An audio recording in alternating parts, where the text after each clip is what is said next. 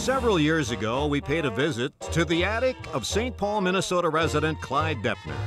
Clyde's collection of Minnesota Twins memorabilia was almost through the roof. And I just was able to stay young and collect baseball. One of the main reasons I collected was that the boy in me didn't have to die. Clyde lays claim to possessing the largest personal collection of Minnesota Twins artifacts. Oh, you really do have the cards. Look at this. Kirby Puckett, Jim Cott. Wow, this must be your most valuable card. That is my most valuable card. Many years ago, Clyde told me about his dream of someday having his collection of Twins artifacts in a display for all fans to come and see. First time here, this is an amazing place. Oh, Everything is so fresh and clean and new. Well, that day has come, and Clyde now finds himself employed as the Minnesota Twins curator. And you know what? I woke up one day and the dream came true. So the dumpster diving paid off. Well, I'd like to think it wasn't all from the bottom of a dumpster, but yes, there were some good items retrieved. That's where it started. No, this has just been fantastic. This is a dream come true. And it was never about me having it. It was always about, maybe to quote my wife, what are you going to do with all this stuff? A lot of memories in this one. Jack Morris. Oh, who could ever forget that? Who could ever World forget Series of '91? Oh. Game 7, one of the greatest games in the World Series of all time. Here's the jersey he wore. Shoulder patches there, 1991 World Series. So how did Clyde's collection of Minnesota Twins memorabilia start? Vice President Hubert Humphrey throws out the first ball. It was back in the 60s when Twins owner Calvin Griffith decided that storing all that stuff was costing him too much money. So curious Clyde decided to go dumpster diving. This is all my passion, and this is what I just love doing it for the right reason, for the love of the game. I was unaware that there was a Kirby Puckett pancake out there, a batter mix. Look at that, autographed by Kirby. Oh, yeah.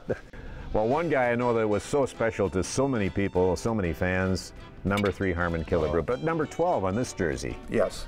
This was his high school football jersey. But here we have his Hall of Fame induction plaque. We have his Hall of Fame induction ring.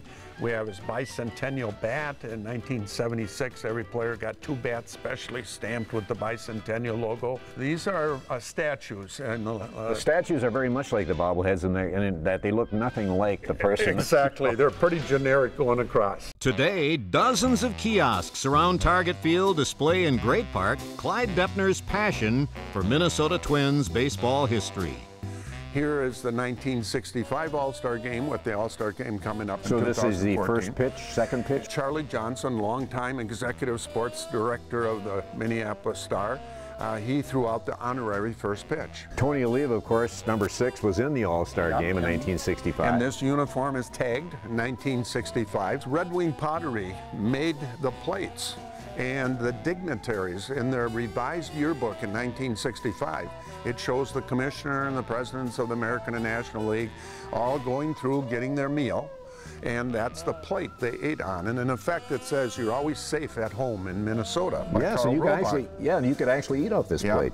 I've never sold an item. I just don't believe in that. They wouldn't need trash haulers in this world if everybody was like me. I enjoy collecting. I love collecting. I enjoy displaying almost as much. It's fun to get it and then you put it out. You put this together, don't you? I do all my own displays. And when I give tours to little kids, I always say, anybody like to clean your room? And of course, nobody raises their hand. I say, well, then you can't be curator. You know, I'm thinking as you go through the halls and all these pictures and all this memorabilia, how does one person do all this? Oh, wow. One person couldn't do all this. You're one person? I'm one person, but boy, I'm lucky to have people. On game day, when there are fans circulating through the halls here and looking at some of your memorabilia, do you sneak out there and just kind of listen to what they're saying about it? That's a great point. Yes, there are times when I'm not giving the tour. When the tour's over or before, I'll just walk around in the areas of the displays, and it's just fun to listen. It's listen to a grandpa talking to his grandson. Now, he was my Joe Mauer. He was my Kirby Puckett. So do you have a Joe Mauer jersey I could look at maybe? Yeah, this is kind of like the vault of a bank. It looks like the vault of a bank. And the way this is, it's all sealed up. So if Would you it be want under Joe or under Mauer if we're looking for something? Or? No, A and B is uniforms. Oh. C and D is bats. E and F as bases and so okay. forth. So we need the hallway here now, so you just crank it like this. And now this opens up my path to answer your question. So I would go back here and grab this jersey perhaps, and you might note that that's his number, and you'd say, no, it isn't. No, that's Jackie Robinson's number. That's Jackie Robinson's number. So on Jackie Robinson Day, every player wears number 42. And the question is, how do you know it's Joe Mauer's? Two ways. You look at this, number 7, size 52, worn in 2012.